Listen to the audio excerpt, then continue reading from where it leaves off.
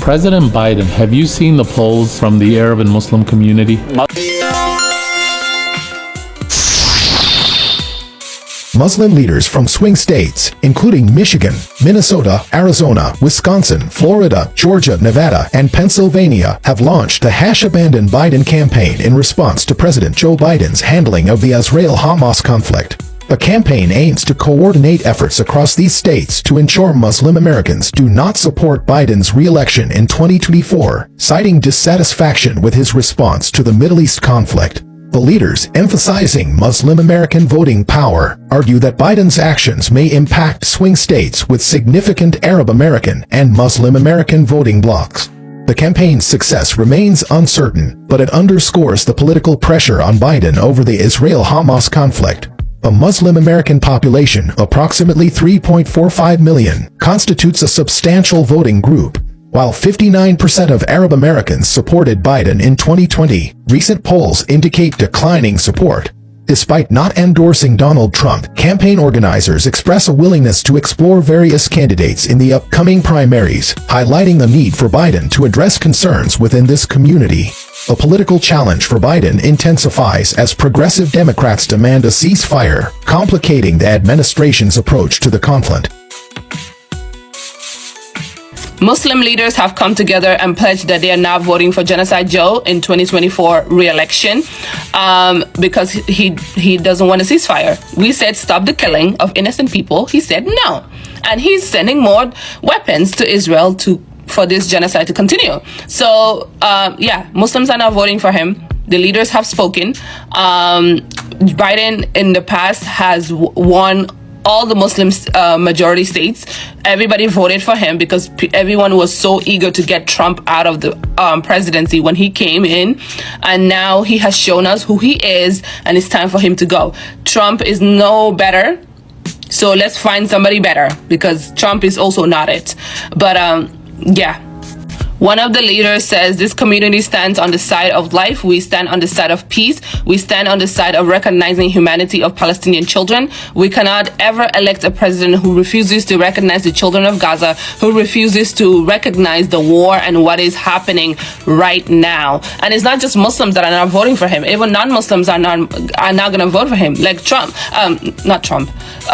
Genocide Joe, your time is up. And I pray he does not win, because let me tell you something. Joe Biden is a diehard Zionist. He is one of them. He is an Israeli. He literally we have seen the evidence. This man doesn't care about Palestinians or the Middle East. All he cares about is the profit of the American government.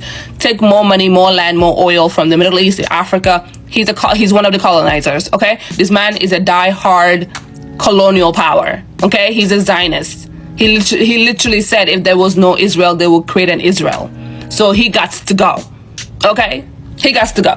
So Axios is reporting that Muslim Americans in swing states are launching an anti-Biden campaign. A combination of where they live and how many people they represent could actually spell some trouble for Biden. The group says it's because of his unwillingness to call for a ceasefire to protect the innocents in Palestine and Israel. The Muslim leaders acknowledge that not supporting Biden could result in the re-election of former President Trump, but that they're willing to take the chance. One of the leaders said, "We don't have two options, we have many options. We're not supporting former President Donald Trump." A host of leaders met together this weekend in Dearborn, Michigan. This included Muslim leaders from Michigan, Minnesota, Arizona, Wisconsin, Florida, Georgia, Nevada, and Pennsylvania. And there aren't reliable statistics on how many of the groups are registered to vote, but even tiny shifts of support in any of these super tight states that Biden won in 2020 could make a big difference. Muslims in the United States include Arab Americans, Black Americans, Asian Americans, converts, and that totals to about 3.45 million people. But unfortunately for Biden, these people live in important places when it comes to the Electoral College. In Michigan, for instance, Biden won in 2020 by 154,000 votes. But census estimates put the state's Arab population around at least 278,000 people. Or Arizona, where Biden won by 10,500 votes. The Arab American population there is estimated to be 60,000 people. And Biden took Georgia by 11,800 votes.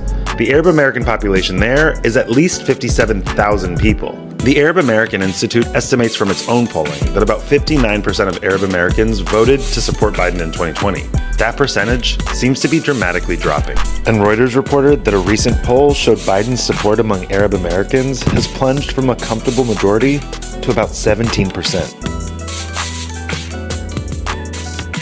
You know what I find amazing about election year? Of how everybody starts walking backwards. I mean, just take a look at the title. We are going to now apologize to the whole entire Muslim community. Well, while you're at it, why don't you apologize to the whole entire Jewish community?